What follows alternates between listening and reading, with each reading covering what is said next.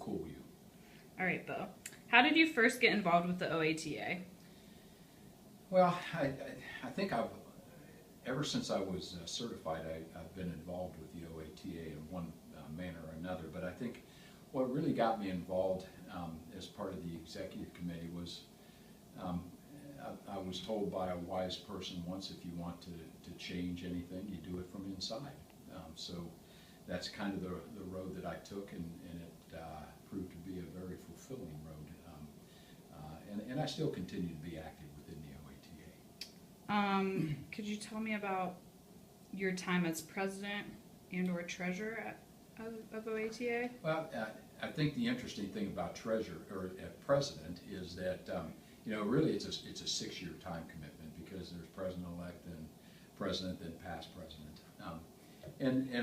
We were undergoing some changes at that time, getting more involved with the lobbying efforts and that sort of thing. So that made things kind of exciting from that standpoint.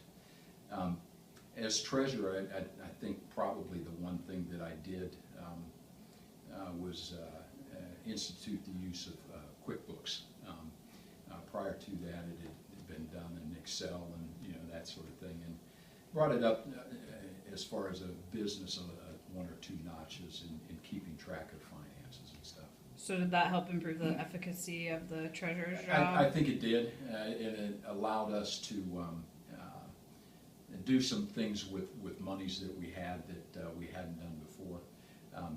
The unfortunate thing was, and this is probably a downside, and I shouldn't put it on video, but my second year as treasurer, we had invested money through various companies, and unfortunately one of them happened to be GM, and the other one was Lehman Brothers, which we kind of took a bath on when the market went south back in 2008. So we very quickly got out of the funds market, if you will. So. Well, that's good. What is the biggest change you have seen in athletic training? Wow. Certainly, I think in my tenure as an athletic trainer, there's been a dramatic increase in the education of its students.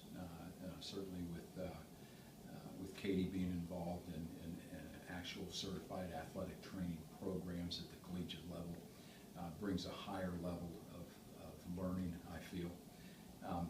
I think athletic trainers' roles, especially in the secondary school, has pretty dramatically changed. I can't speak for other states, but in Ohio now, and part of that is with the Katie in the collegiate setting. Most of the athletic trainers now are employed through the clinical setting as an outreach,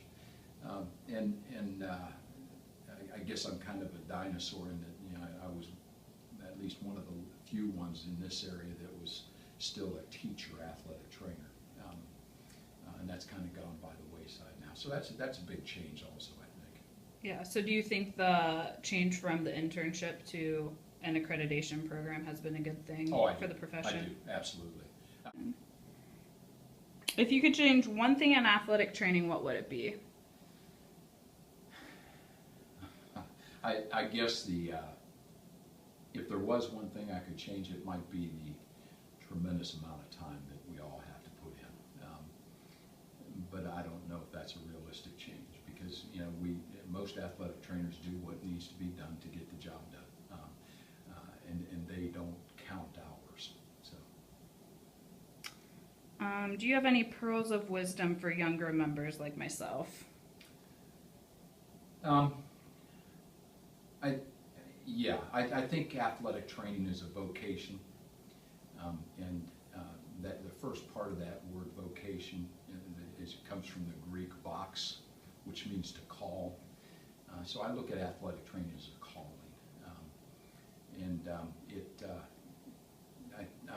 I hope there's no one in here who hasn't heard that call, because it's a lot of hours to put into being something that you really don't feel that you're called to do.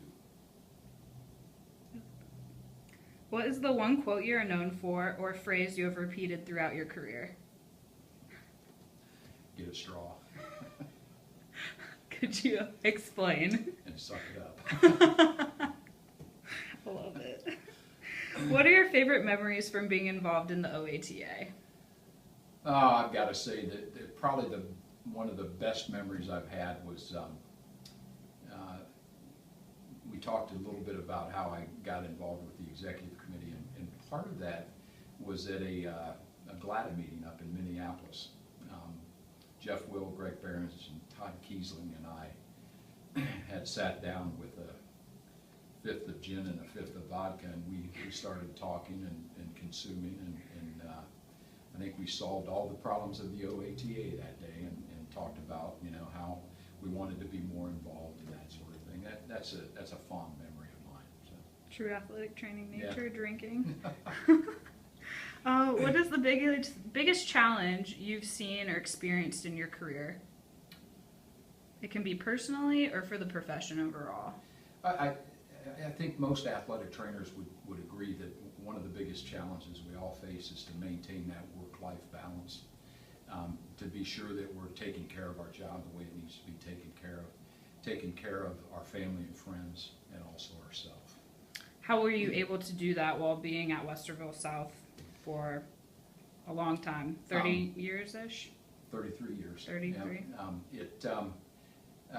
Through a couple things. First of all, a good support at home, a loving wife who supported me all the way through. Both my daughters were in the athletic training room all the time. I'm sure you've heard that story from other athletic trainers also. My oldest daughter actually was a student aide of mine all 4 years in high school, so that was kind of fun. And at Westerville South, it was like an extended family. So you had that support while you were at work also. Cool. What is the best part of being an athletic trainer or being involved with the OATA? I think just the friendships that you accumulate over the years, and you get the opportunity to restore and rejuvenate those friendships at the OATA meetings, at GLATA if you go there, or at National. So it's a good opportunity to network and like I said, restore and renew those relationships. What does being an AT mean to you? Oh, there are so many different things that it means. First of all, the ability to network again with friends within the OATA and GLATA and beyond. It means having that close, personal, oftentimes relationship with your student athletes. It means being that care provider oftentimes when no one else is around to provide that care. It's just a real wide encompassing meaning for me with those things. When was like the first aha moment that you had when you like realized that this is what I needed to do? Actually, it was through a mentor. I was a junior in college before I even knew what an athletic trainer was, and I was doing a education field experience, and I was under a guy named Ted Georgiev, who was at the time teaching physical education at Whitehall High School, and he was the head athletic trainer at Capital University.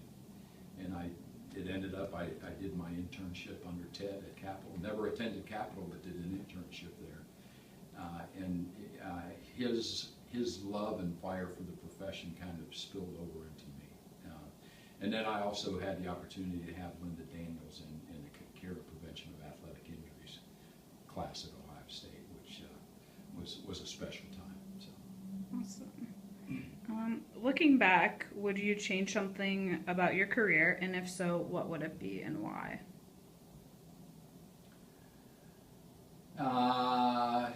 You know, about the only thing I can think of that I would change is I would have retired from teaching 3 years earlier, and had I had the opportunity to do what I'm doing now. What did you teach at Westerville South? I taught health. Health? Yeah. Where were you an author, creator, or inventor of something? If so, what is it, and how did it come about? Nah, that's an easy one, no. No I wish to I had all. invented flex wrap, you know? Don't we all? Yeah. Don't no we kidding. all? Something simple like that. Please tell us how you got interested in athletic training. I already asked you that Yep. because I was curious right at the moment. Give me a brief synopsis of your career. Certified in 1980. Have worked at Westerville South from 1979 till 2012 as a health teacher and the head athletic trainer there. I had the opportunity for about 5 years in a row to serve on the United States Olympic Committee Sports Medicine Division and do volunteer work, and I got to travel to some pretty cool places as part of that. And then for the last 2 years, I've been the outreach coordinator at Nationwide Children's Hospital.